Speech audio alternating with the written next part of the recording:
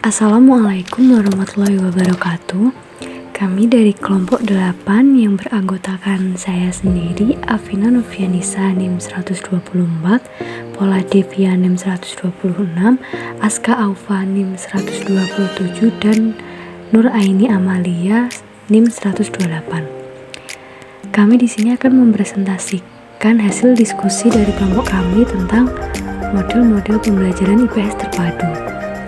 Nah, yang pertama yaitu pengertian model pembelajaran IPS terpadu.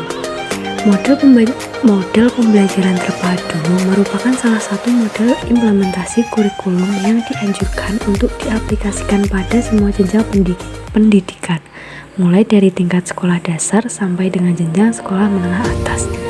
Melalui pembelajaran terpadu, peserta didik dapat memperoleh pengalaman langsung, sehingga dapat menambah kekuatan untuk menerima, menyimpan, dan memproduksi kesan-kesan tentang hal-hal yang dipelajari.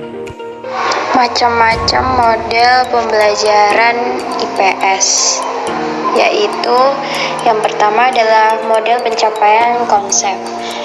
Model ini dikembangkan oleh Jerome S. Bruner, Jack Wayland Goodrow, and George Arlstein. Berdasarkan pada penekanan bahwa lingkungan penuh dengan hal-hal berbeda dan mustahil dapat menyesuaikan diri dengannya jika manusia tidak dilengkapi dengan kemampuan untuk membedakan dan mengelompokkan segala sesuatu itu ke dalam kelompok-kelompok. Model ini sengaja dirancang untuk membantu para peserta didik mempelajari konsep-konsep yang dapat dipakai untuk mengorganisasikan informasi sehingga dapat memberi kemudahan bagi mereka. Lalu yang kedua ada model berpikir induktif atau inductive thinking. Model ini dikembangkan oleh Hilda Taba dengan tujuan untuk mendorong para pelajar menemukan dan mengorganisasikan informasi, menciptakan nama suatu konsep, dan menjajaki berbagai cara yang dapat menjadikan peserta didik lebih terampil dalam menyikapi informasi. Lalu ada model penelitian atau inquiry training.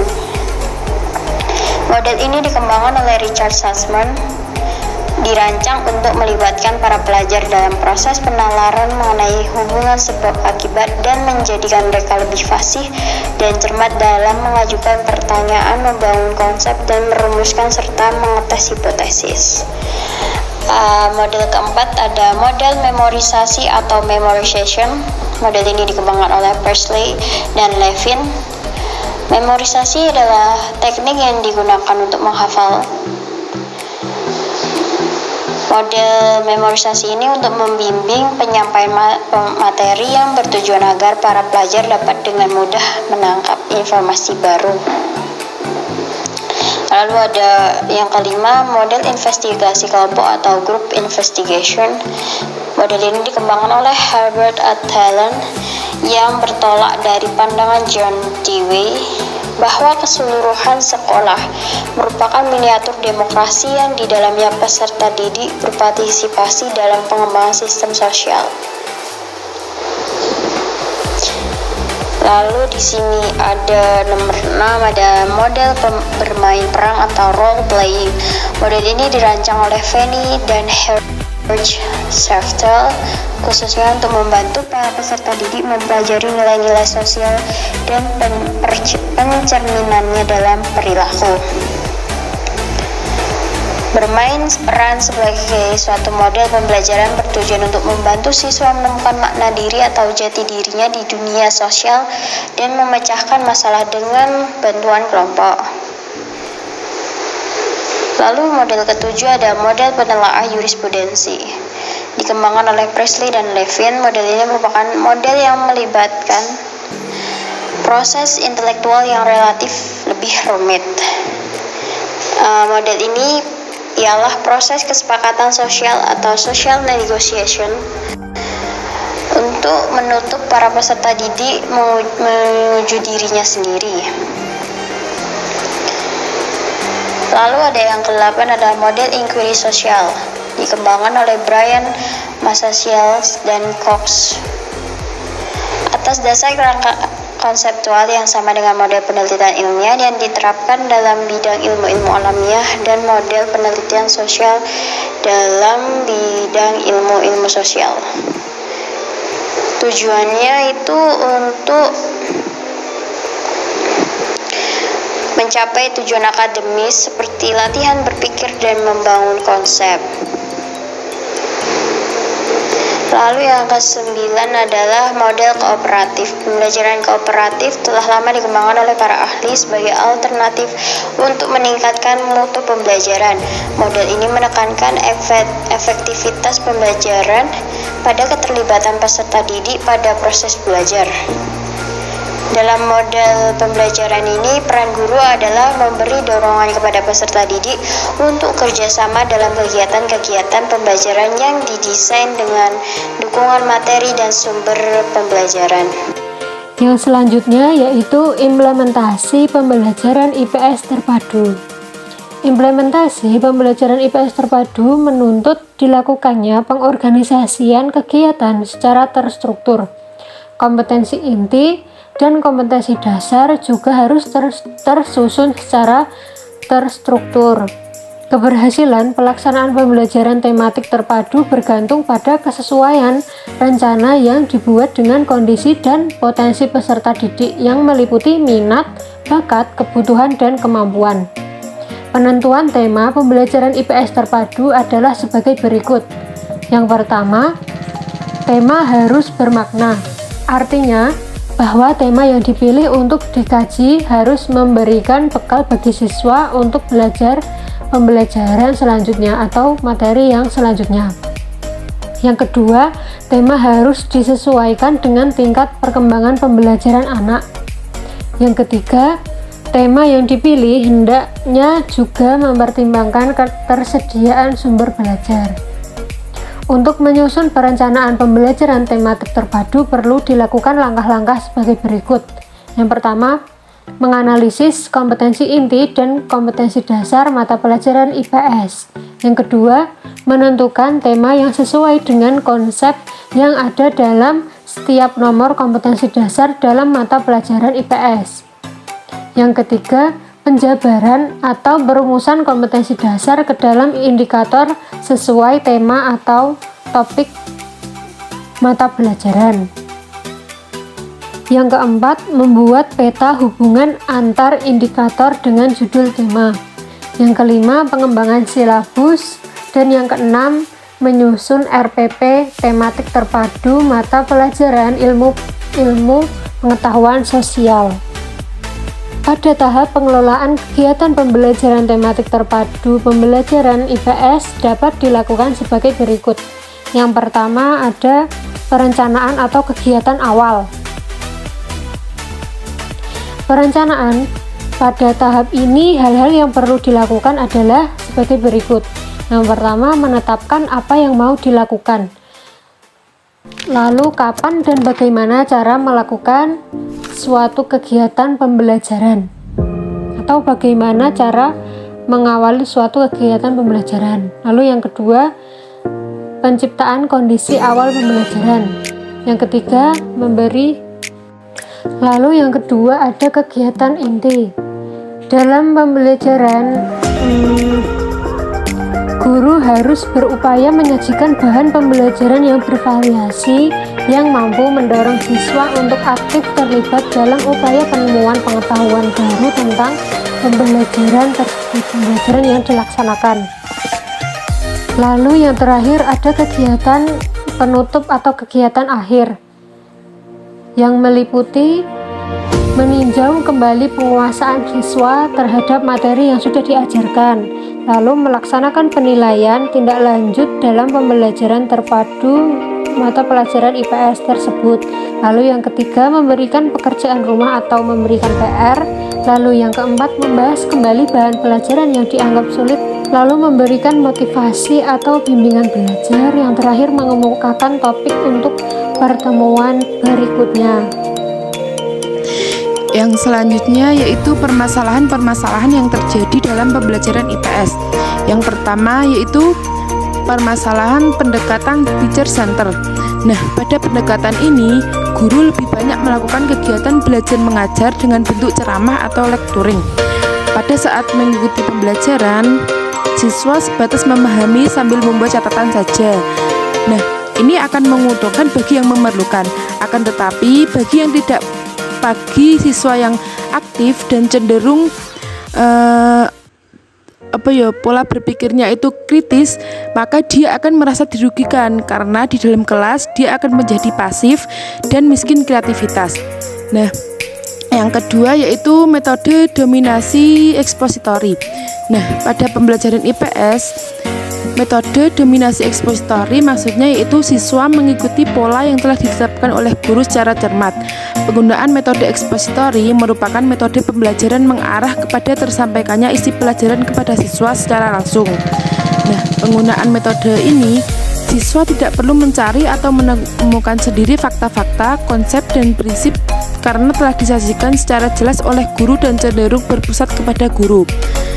Guru aktif memberikan penjelasan atau informasi pembelajaran secara terperinci tentang materi pembelajaran. Metode ekspositori sering dianalogikan dengan metode ceramah karena sifatnya sama-sama memberikan informasi. Menurut Cobham dan Becker menjelaskan bahwa setiap penyajian informasi secara lisan dapat disebut dengan ceramah. Singkatnya, metode ekspositori bukan hanya penyampaian dengan cara ceramah saja, tetapi bisa dengan cara yang lain seperti yang disebut di atas. Memang metode ekspositori lebih cenderung pada dengan metode ceramah. Nah, yang ketiga yaitu tumbuhnya budaya belajar verbalistik. Budaya pembelajaran verbalistik selalu menggunakan penyampaian lisan dalam belajar atau sering kita sebut dengan metode ceramah. Guru yang selalu berceramah dalam kelas akan cepat membuat siswa menjadi bosan sehingga pembelajaran terkesan monoton dan tidak efektif lagi. Nah, pengertian yang telah dikemukakan di atas dapat disimpulkan bahwa metode ceramah atau verbalistik merupakan cara penyampaian bahan ajar atau materi secara lisan kepada siswa. Metode ini termasuk dalam strategi pembelajaran ekspositori, yaitu pembelajaran yang berpusat pada guru atau teacher center, seperti yang telah dijelaskan di atas. Metode ceramah merupakan metode mengajar yang paling banyak digunakan. Hal ini terjadi dikarenakan guru menganggap metode ini merupakan metode yang paling mudah untuk dilaksanakan, asalkan bahan atau materi serta urutan pembelajarannya sudah dikuasai. Permasalahan yang sering terjadi selanjutnya yaitu mengajar berpusat hanya pada teks atau textbook center. Dalam pembelajaran IPS, di pendidikan dasar yaitu sekolah dasar maupun sekolah menengah pertama, berdasarkan pengalaman guru selalu menyampaikan materi dengan menggunakan metode ceramah dan terpaku pada buku. Tentu hal ini akan membuat siswa bosan dan malas karena terus-menerus mendengarkan guru yang berbicara di depan kelas. Akhirnya siswa hanya mementingkan hafalan. Ketika siswa bosan, maka mereka akan lebih memilih untuk mengobrol dengan temannya atau asik dengan imajinasinya sendiri. Dan pada akhirnya, materi yang disampaikan oleh guru sama sekali tidak bisa diterima oleh siswa dengan baik. Hal ini kemudian akan menjadi momok tersendiri ketika siswa memasuki tingkat sekolah yang lebih tinggi. Siswa merasa bahwa pembelajaran IPS itu sangat membosankan dan tidak menarik. Nah, yang selanjutnya yaitu posisi guru yang masih menjadi transfer of knowledge, seperti yang telah dijelaskan di atas. Guru yang selalu mendominasi dalam pembelajaran akan selalu mengambil alih bahkan cenderung menguasai semua proses dalam belajar.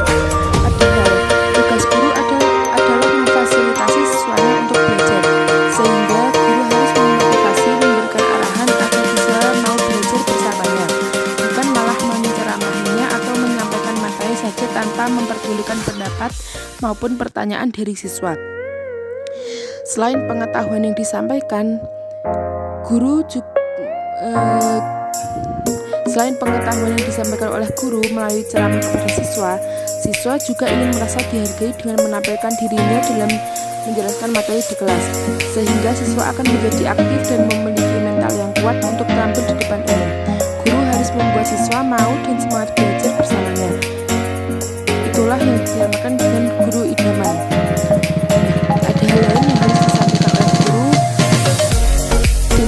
bukan menyampaikan pengetahuan semata, tapi guru juga bertanggung jawab dalam menyampaikan dan menginternalisasikan nilai-nilai etika, moral, dan agama kepada siswa, sehingga terciptalah peserta didik yang cerdas, pintar, dan berakhlakul karimah.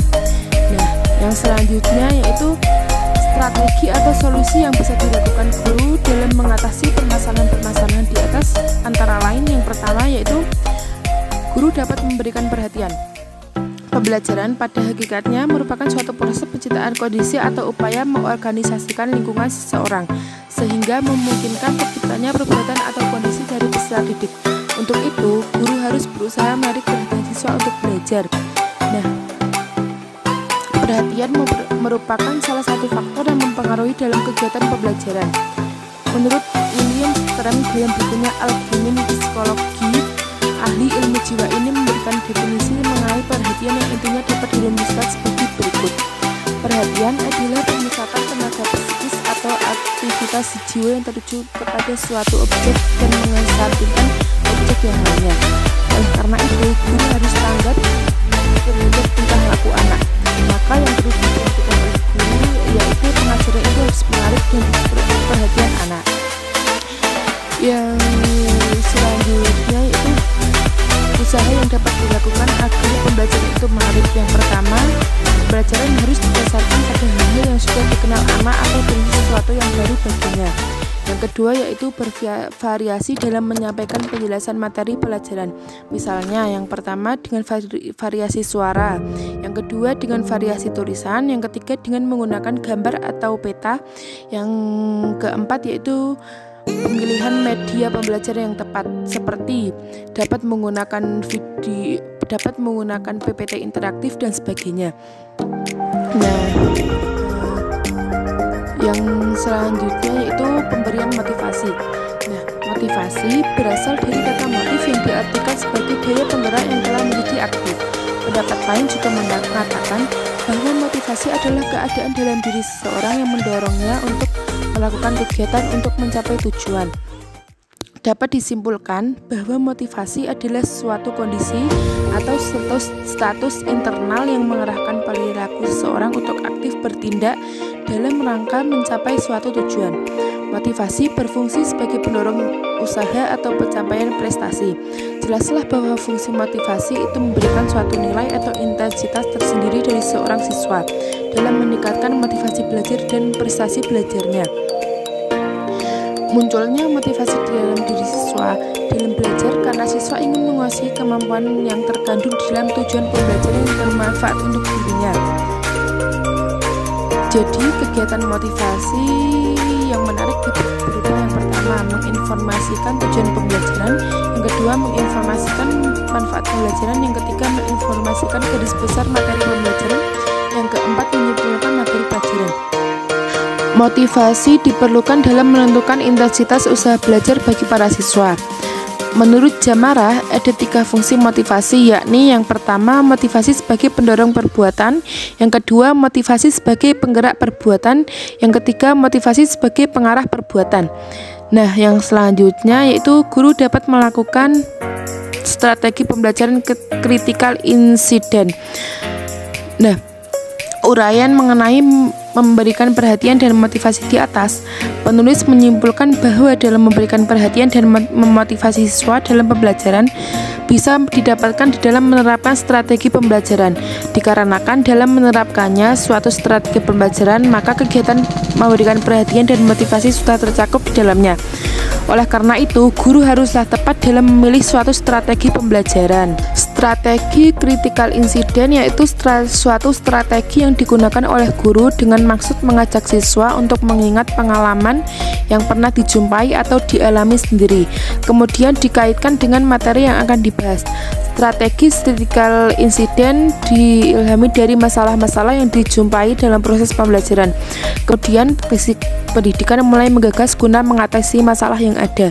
Maka dirumuskanlah strategi pembelajaran aktif. Pembelajaran aktif itu sendiri berasal dari kata aktif dan learning, yang artinya belajar aktif sangat diperlukan oleh peserta didik agar mendapatkan hasil yang maksimal. Ketika peserta didik pasif, ada kecenderungan untuk cepat melupakan apa yang telah diberikan. Adapun langkah-langkah pembelajaran active learning yang dapat dilakukan guru, yaitu yang pertama, guru dapat menyampaikan topik apa yang akan dipelajari pada saat ini. Yang kedua, yaitu guru dapat memberikan kesempatan kepada siswa untuk mengingat-ingat kembali bagaimana pengalaman mereka yang tidak terlupakan yang berkaitan dengan materi yang sedang dipelajari. Yang ketiga, yaitu siswa diminta untuk menceritakan pengalaman yang tidak dapat terlupakan atau yang paling berkesan yang pernah dialami. Yang keempat, yaitu selain selesai siswa menceritakan pengalamannya, guru harus memberikan apresiasi terhadap siswa tersebut. Selanjutnya, mintalah siswa untuk menyimpulkan nilai positif yang terkandung dalam cerita temannya. Yang kelima, yaitu sesudah memberikan kesempatan kepada siswa, maka guru harus menyimpulkan nilai-nilai positif yang terkandung di dalam pengalaman siswa. Selanjutnya, guru harus menghubungkan pengalaman mereka tersebut terhadap materi yang sedang dipelajari. Sekian presentasi dari kelompok kami, kurang lebihnya mohon maaf. Apabila ada yang ditanyakan, kami persilahkan di dalam grup WA. Terima kasih. Wassalamualaikum warahmatullahi wabarakatuh.